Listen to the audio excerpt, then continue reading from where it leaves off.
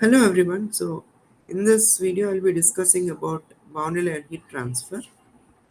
We are discussing mainly about through the convection process. Convection is nothing but a conduction which is accelerated by fluid motion. So and then say a velocity boundary layer is something like this. For suppose. Then a thermal boundary layer something looks like this.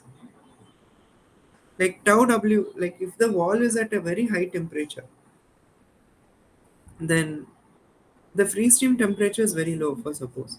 Then convection occurs, that is, the heat transfer occurs through as a fluid motion here. And then we get some temperature distribution, something like this.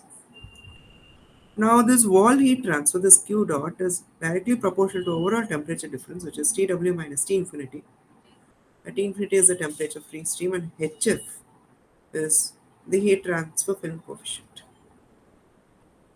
Now, if we assume that this temperature variation is small, then this mu rho are independent of temperature.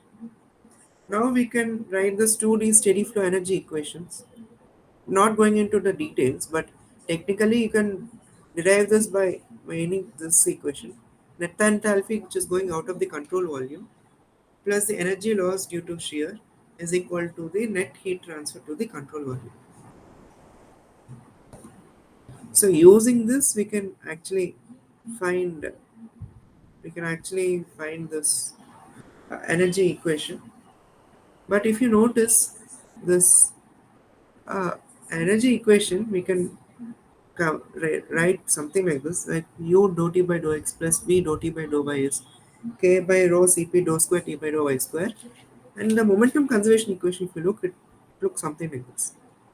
If this mu and k by rho cd are same, these two equations are almost same. That is, I can say these two equations are similar equations. So if these two are same, then we are extremely happy because we get the velocity and temperature distribution will have same solution. We define a number called as a Prandtl number called as mu Cp by K, which which kind of relates it between the thermal boundary layer thickness and viscous boundary layer thickness. How is that means? Like a solution of U from momentum equation will be a solution of T from energy equation if velocity and temperature are expressed in terms of variables that have the same boundary conditions. And then if you define the new variables which look something like this, then this variations of u tilde and theta are same and thermal and velocity boundary layers have similar thickness. And now we define another quantity called as a Nusselt number, which relates to the convective heat transfer by the conductive heat transfer, and which is hfx by k. And I can write this Nusselt number in terms of skin friction coefficient and Reynolds number, something like this.